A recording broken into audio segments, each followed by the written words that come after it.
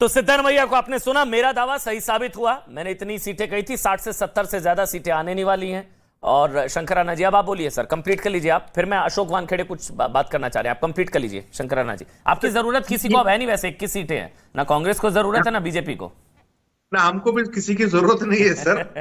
हमको कर्नाटक की जनता की जरूरत है, और अधिकार में हो या विपक्ष में हो, कर्नाटक की जनता के साथ हम ठहरेंगे। क्योंकि कर्नाटक की सरकार अब दिल्ली से चलेगी, लेकिन कुमार स्वामी जी कर्नाटक में बैठ के, ऑपोजिशन में बैठ के ये देखेंगे कि सरकार ठीक तरीके से चले। अब तक कहां से चल रही थी? अब तक कर्नाटक से चल रही थी? नहीं सर, जो मोदी जी आए थे उधर से ही चला रहे थे। तो अब तक भी दिल्ली से चल रही थी और अब भी दिल्ली से चलेगी, आप ये कह रहे हैं? हाँ सर, इसीलिए हम लोगों ने हाथ जोड़कर विनती किया था कर्नाटक के लोगों से, एक बार तो 5 साल का सिंपल मेजॉरिटी दीजिए बोल के। लेकिन शायद हमारे पास अदानी का पैसा नहीं है, हमारे मैनिफेस्टो में हम लोग नहीं लिखते हैं कि पीएफआई को बैन करेंगे, बजरंग दल को बैन करेंगे बोल के। हम विकास के बारे में बात करते हैं। शायद लोगों को ये समझने में थोड़ा मुश्किल हो गया है। आपको लग रहा है कांग्रेस को कम्युनल मुद्दे उठाने का फायदा मिल गया? 100% कांग्रेस को कम्युनल मुद्दे उठाने का फायदा मिल गया। बहरहाल बोलिए आप अशोक वानखेड़े, फिर मैं जीवीएल 1 मिनट और दीजिए, आ रहा हूं मैं आपके पास। नहीं, मेरी जेडीएस के प्रवक्ता को यही पूछना है कि आपके कम से कम वहां पे 16 एमएलए जो है वो, मतलब 16 सीटें कांग्रेस जीत गई आपके वहां से। सिर्फ मुस्लिम ही फैक्टर था कि बाकी कुछ भी फैक्टर था वहां पे? क्योंकि आपके जो ओल्ड मैसूर है वहां पे तो सीधा कांग्रेस और जेडीएस आमने सामने है। ऐसे में ऐसा क्या हुआ कि जो कांग्रेस वहां स्कोर कर गई? क्या सिर्फ मुस्लिम को रिजर्वेशन या बजरंग दल को बैन, यही 2 मुद्दे पे वोटिंग हुआ, ऐसा लगता है आपको? मतलब आपका वोट कांग्रेस को शिफ्ट हो गया, क्यों? क्या रीजंस, क्या हुआ है या नहीं हुआ? ये तो पूरा रिजल्ट आने के बाद ही मालूम पड़ेगा। लेकिन एक चीज मैं बोलता हूं, जो एंटी इनकम्बेंसी की बात हो रही थी, उसका फायदा तो जेडीएस को भी होना चाहिए था नहीं। कुमार स्वामी जी जो भी मुद्दा रहे, पहले जाके अपोज करते थे सरकार के खिलाफ, बीजेपी के खिलाफ, तो उसका एंटी इनकम्बेंसी का फायदा जेडीएस को क्यों नहीं हुआ? क्यों नहीं हुआ, वही तो पूछ रहे हैं वो अशोक वानखेड़े, वही पूछ रहे हैं क्यों नहीं हुआ। वो फायदा कांग्रेस को कैसे हो गया? क्या वो बजरंग दल वाला मुद्दा, रिवर्स पोलराइजेशन हो गया? नहीं, कहीं ये तो बात नहीं हुई कि आपके लोग बार बार कह रहे थे कि किंग मेकर हम ही रहेंगे, कोई भी पार्टी आए सरकार में हमारा ही हक होगा, हम ही सरकार बनाएंगे। ये जो आपका कहना था, तो शायद जनता को ये लगा होगा कि आप एक छोटी पार्टी होते हुए भी यदि सरकार बनाने के लिए फिर डीलिंग करेंगे, तो उन्होंने क्लियर कट मेजोरिटी दे दी एक पार्टी को। क्या ये भी इसका कारण है? खुद को जोकर भी सर, हमारी पार्टी छोटी होकर भी हमने देश को प्रधानमंत्री दिया है। पार्टी छोटी या बड़ी नहीं होती है, कर्नाटक की लोगों की पार्टी है ये।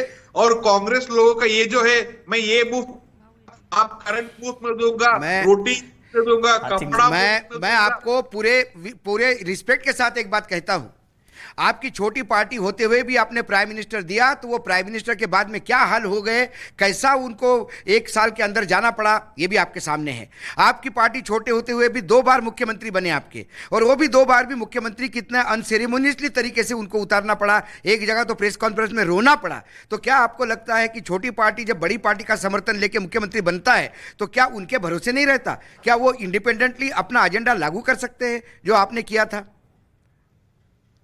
जब भी छोटी पार्टी बन जाते हैं, अधिकार में आ जाते हैं, बड़े पार्टी एक हो जाते हैं और एकजुट होकर साजिश करते हैं। वही हुआ 2018 में।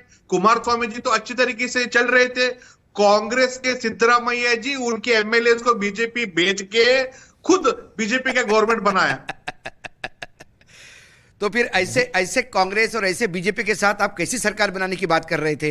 आप ही के जो सुप्रीमो हैं वो कह रहे थे हम तो जोकर है उसके इसके पत्तों के, इसमें कि हमारे बगैर तो पूरा पत्ता गेम हो नहीं सकता। फैसला हो चुका है, चुनाव बाद बताएंगे, फैसला हो चुका है, तो किसी ना किसी के साथ जाने का फैसला तो हो ही गया था ना।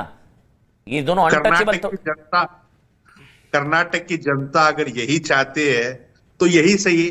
हम तो इतना ही चाहते हैं कि 6.5 करोड़ कर्नाटक की जनता का भला हो। कोई भी सरकार आए, डेवलपमेंट की बात करे, कर्नाटक को इंडिया में अव्वल नंबर पे लेके जाए।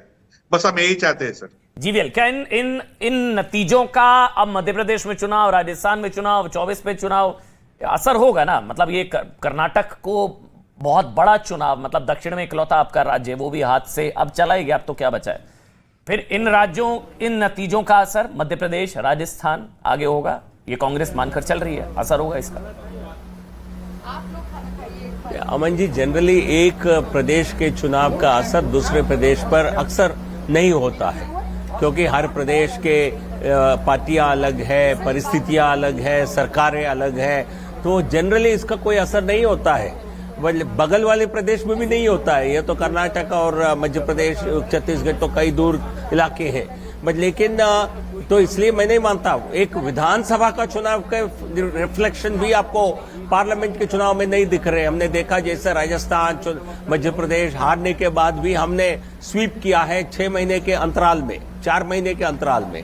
तो इसलिए एक प्रदेश का चुनाव जेडीएस कर्नाटक में है, त्रिकोणीय है, मध्य प्रदेश, राजस्थान और छत्तीसगढ़ में तो डायरेक्ट कॉन्टेस्ट है भाजपा और कांग्रेस के बीच में, और दूसरा वहां पार्टियां अलग है, प्रदेश तो मतलब मुद्दे अलग है, तो इसलिए इसको मानना कर्नाटक विधानसभा चुनाव का असर नहीं होगा, तो फिर कर्नाटक का कोई असर केरल पर नहीं होगा। यूपी के निकाय चुनाव का तो असर होगा ही नहीं। फिर जो यूपी के निकाय चुनाव में जो बम्पर आप लोगों की जीत हो रही है, तो उसकी तो फिर बात ही, उसकी तो असर होगा ही नहीं फिर यूपी के निकाय चुनाव, नहीं जीवीएल? देखिए, निकाय चुनाव में भी जो ट्रेंड होते हैं वो असेंबली और लोकसभा, हर चुनाव के अपने अपनी परिस्थितियां के आधार पर चुनाव होते हैं, तो इसलिए कर्नाटक के असर इधर नहीं होगा। और हमने कई बार ऐसे हुआ है निकाय चुनाव का भी कोई असर नहीं होगा। 4 महीने में हमने ऐसा कौन सा काम, बुलडोजर मॉडल और वो सारी चीजें जो मानकर चल रहे थे, हर चुनाव की अपनी भूमिका रहती है। मैं ये बात फिर एक बार रिपीट कर रहा हूँ, तो किसी भी चुनाव का रिफ्लेक्शन दूसरे चुनाव में हो जरूरी नहीं है, जरूरी नहीं। जीवीएल ने अभी एक बात कही थी आपने पहले एक सवाल के जवाब में कि हमारा केंद्रीय नेतृत्व बिल्कुल स्ट्रांग है और इस हार से कोई फर्क नहीं पड़ता। तो जब लगातार राहुल गांधी चुनाव हारते जाते थे, तब आप ही के स्पोक्सपर्सन कहते थे कि भैया देखो, राहुल के नेतृत्व में लगातार कांग्रेस हार रही है, इसके लिए राहुल जिम्मेदार है। तो अब हिमाचल हो गया, दिल्ली नगर निगम 15 साल की बाद डिफीट हो गई, अब कर्नाटक में तो बिल्कुल बुरी तरह से राउट आउट हो गया। तो ये तीनों जो लगातार डिफीट है, तो क्या आपको नहीं लगता है कि कहीं ना कहीं तीनों जगह पे नरेंद्र मोदी जी का ही नाम चला? मैं तो ये भी मानता हूं कि जो मैं कर्नाटक घुमा हूं, आप तो मेरे से ज़्यादा अच्छी तरह से जानते होंगे, कर्नाटक में तो इससे भी बुरी स्थिति थी। ये जो 64 आ गए, ये नरेंद्र मोदी जी की वजह से आ गए, ऐसे हम मानते हैं। तो क्या आपको लगता है कि नरेंद्र मोदी नाम का जो ब्रांड है वो कहीं वीकन हो रहा है, कहीं थोड़ा फेड आउट हो रहा है? हिमाचल में नहीं चला, दिल्ली में नहीं चला, अब कर्नाटक में नहीं चला, और उसके बाद ऐसे ही 1-2 राज्यों में और हुआ, तो क्या फिर आपको लगेगा कि कहीं ना कहीं ये डैमेज, मतलब राहुल गांधी पे जैसा एक तगमा लगता था कि जाता है और चुनाव हारता है, वैसा इनका नहीं हो जाए कहीं? मैं जो भी जवाब दूं, आप तो संतुष्ट नहीं होंगे अशोक जी। नहीं, आप दीजिए, आप ही के कहे हुए, आप जो राहुल गांधी के बारे में कहते थे, मैंने वही बात की, तो आप इसमें नाराज हो गए। मुझे जो कर्नाटक की जनता ही इसकी जवाब देगी 2024 में, इंतजार करिए। मैं जो भी विश्लेषण करूंगा, आपको जो मन में जो आपको संतुष्टि आती है, आप उसी बात को मानिए। कर्नाटक की जनता भी जानती है मोदी जी को, यदि आज ही चुनाव होते तो हम 26 क्या 28 भी जीत सकते हैं, ऐसी स्थिति है वहां पर। तो इसलिए आप जैसे विश्लेषकों को कहीं न कहीं ऐसे मोदी विरोधी कोई एक झलक दिखता है, तो ठीक है, संतोष रही है उसमें। मैं जेपीएल, आप मुझे गलत समझे, मैंने कहा कि मोदी ब्रांड है तो 64 आई, नहीं तो ये भी नहीं आती। मैं तो मोदी जी को ब्रांड मानता हूं, लेकिन राहुल लगातार चुनाव हारने के बाद, जैसा राहुल को आप बोलते थे कि ये जहां जाता है हारता है, क्या वैसा ही मोदी जी के साथ तो नहीं होगा? लगातार 2-3 चीज, ये सिर्फ मैंने कंपेयर किया, ये लोग आप ही कंपेयर करते हैं, ये तो मेरा विश्लेषण कतई नहीं था। अच्छा, ये जब आप लगातार कहते हैं तो हिमाचल के बीच में कई राज्यों में, त्रिपुरा में चुनाव हुआ, आप कैसे भूल गए?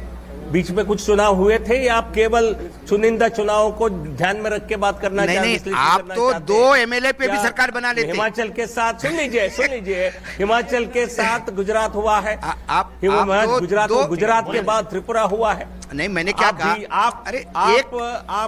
आप क्यों आपको बड़े जहां राज्यों की संतोष बात करते हैं होना है, जेबीएल, हो आप जाइए, मुझे अरे कोई आप आपत्ति नहीं है। आपको हम पॉलिटिशियन नहीं मानते जेबीएल जी, हम आपको एक विश्लेषक मानते हैं। आपकी किताबें पढ़ पढ़ के हमने विश्लेषण की शुरुआत यही कह रहा हूं ना, की। बीच मैं यही में- कह रहा हूं बीच में आपको चुनाव कि आया आप नहीं आया। नॉर्थ ईस्ट के छोटे छोटे राज्यों को कर्नाटक से मत कंपेयर कीजिए सरकार प्लीज। बनी थी पंजाब